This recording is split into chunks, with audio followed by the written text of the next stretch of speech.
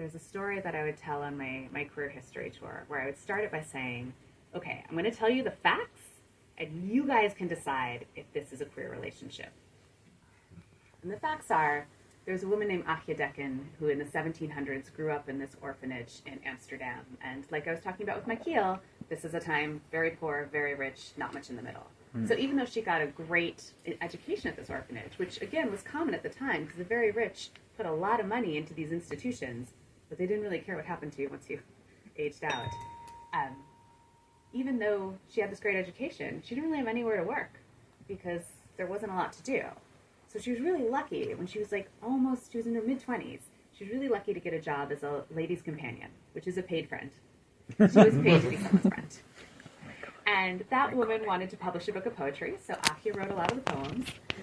And they published a little book together, and the book of poems got the attention of this established writer named Betje Wolff. And Aagje was really excited because she thought Betje was awesome. And I have to tell you guys, she came on way too strong in their first interaction. She was trying to show that she was like an independent thinker. And I have to admit, I saw this in theater in New York a lot, where she went in on a 2-footed tackle. She basically was like, let me tell you about your work to Betje. In case you want to talk to any of the poets here, that's not the best way to start talking to a writer. Like critiquing their work. But Betje was well-bred, so she sent her a letter back. Thanks for talking.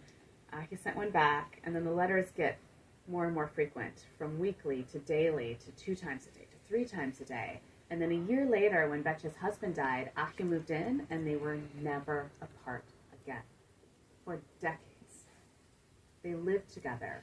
They wrote together. There are some of these very funny satirical novels, including The History of Miss Sara Burgerhart, which I'm told is still on the curriculum, although I didn't go to Dutch school, so I don't know. They worked to try and make a more equal society, and when one of the revolutions they supported was crushed pretty heavily, they ran away to France together. And then when France helped the next revolution succeed, they ran back to Amsterdam together. And they had this long and interesting life together. And one of the things that Betje said was, our greatest fear is that one of us will die without the other. After this long life, when Betje passed away from heart failure, Aagje died 9 days later of no cause. Yeah, I mean, they had a very long life. Dream. And so I used to, roommates. I used to end the story with, okay, I've told you everything I know. You can decide if it's a queer relationship. And God bless her. I had this very kind of ballsy old Dutch lady on one of the tours, and she was like, you've just described a relationship. It's none of our business what was happening in their bedroom. This is a relationship, and we don't need to define it for us to know that this is part of this long history. So I offer you these as a way to say, let's celebrate tonight. Let's celebrate the long and varied community that we are part of, and let's revel in the fact that we won't always know what it looks like. Thank you.